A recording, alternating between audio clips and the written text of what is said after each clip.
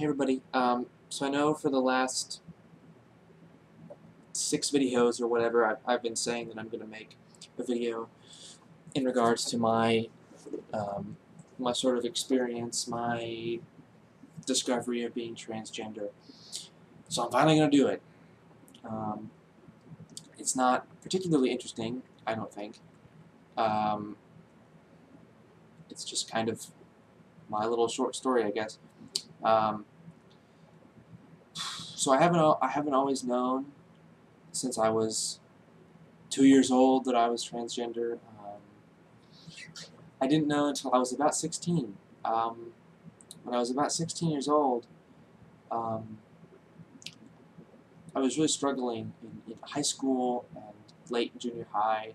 I'd always been struggling from that point, dealing with who I was, the anxiety issues, being uncomfortable. It was, typical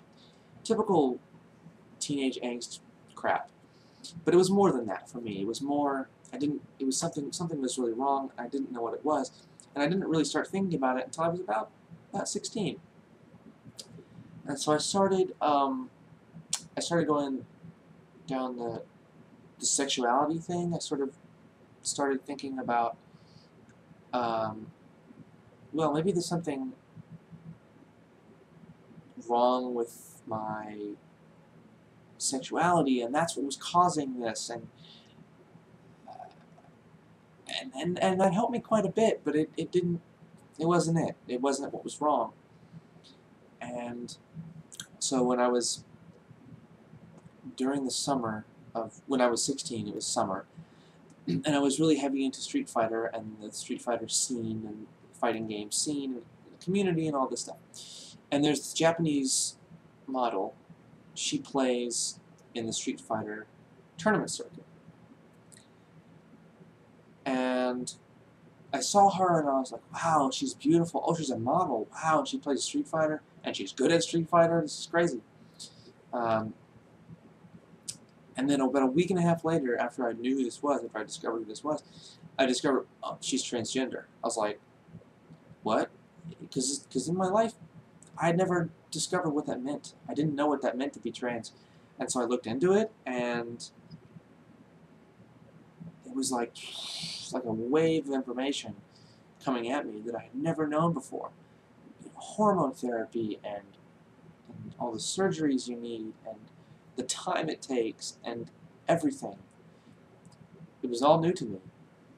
And I think that knowledge, the learning of what a word meant, did so much. It did so much to learn what a word meant.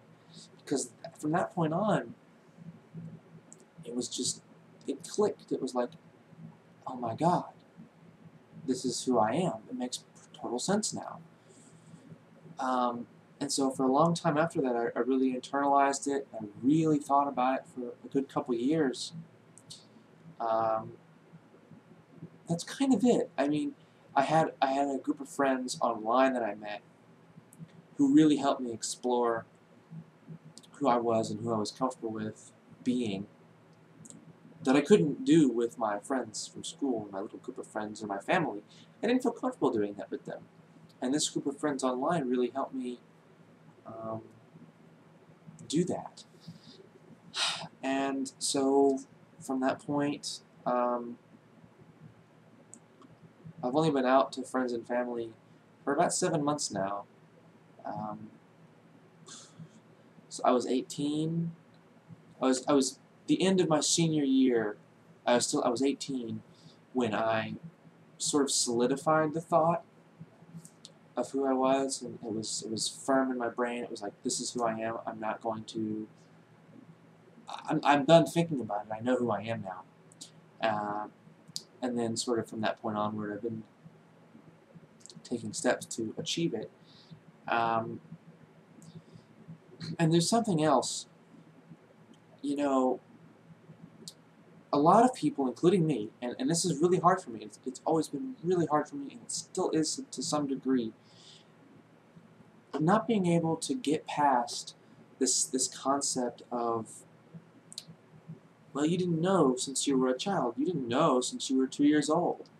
So you're not real. You're not really trans. You're just pretending, or you're just doing this for a phase, or it's attention, or it's sexual, or something like that. And this goes for anything in life. You don't have to know who you are. Since you don't have to know who you are from birth. I mean, that's ridiculous. Some people don't even know who they are their whole life. There are more important things in life than feeling validated based on a stereotype. I've realized that now. It still nags at me. I won't lie, it still nags at me. Sometimes I feel less real because I only figured it out when I was about 16, 17. But for the most part, I figured it out. I mean, there are more important things than worrying about that. I could sit here and I could fret and say, oh, I'm not really trans.